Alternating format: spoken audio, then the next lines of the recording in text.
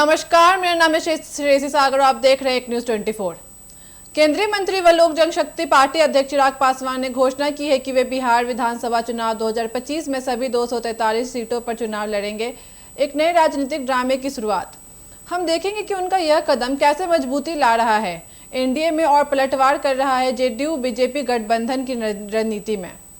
हाल ही में सारण जिले के आड़ा में आयोजित नव संकल्प महासभा में चिराग पासवान ने साफ साफ कहा है कि मैं चुनाव लड़ूंगा और ऐसी व्यवस्था बनाएंगे जो बिहार को आगे ले जाएगी।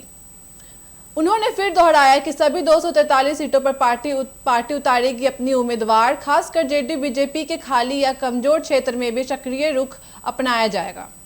चिराग का यह घोषणा एनडीए के भीतर हलचल ला रही है। वे चाहे एनडीए में ही रहें, लेकिन जेडीयू बीजेपी की सीट साझा रणनीति पर दबाव साफ दिखाई दे रहा है।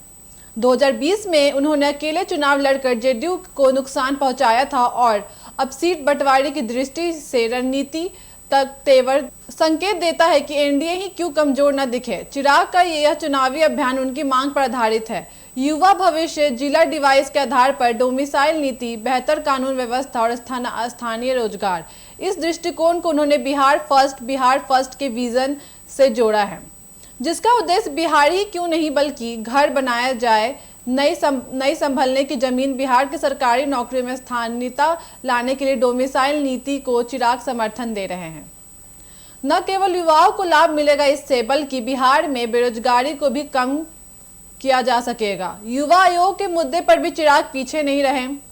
तेजस्वी यादव ने जहां इसकी परिकल्पना की, वहीं चिराग ने इसे अपना बताते हुए कहा कि यह उनकी ही पुरानी मांग है। यह युवा आकर्षण की जंग बिहार में भूमि तैयार कर रही है। चिराग पासवान का यह पूरा अभियान केवल चुनाव तक सीमित नहीं रहेगा। यह बिहार की राजनीतिक जमीन पर एक भूचाल है जो एनडीए जेडीयू बीजेपी गठजोड़ को झकझोर कर रख रहा है। अब सवाल है, क्या जेडीयू के लिए सशक्त विकल्प बन सकेंगे?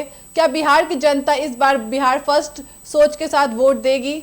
ऐसे ही समाचार के साथ बने रहे एक न्यूज 24 के साथ। धन्यवाद।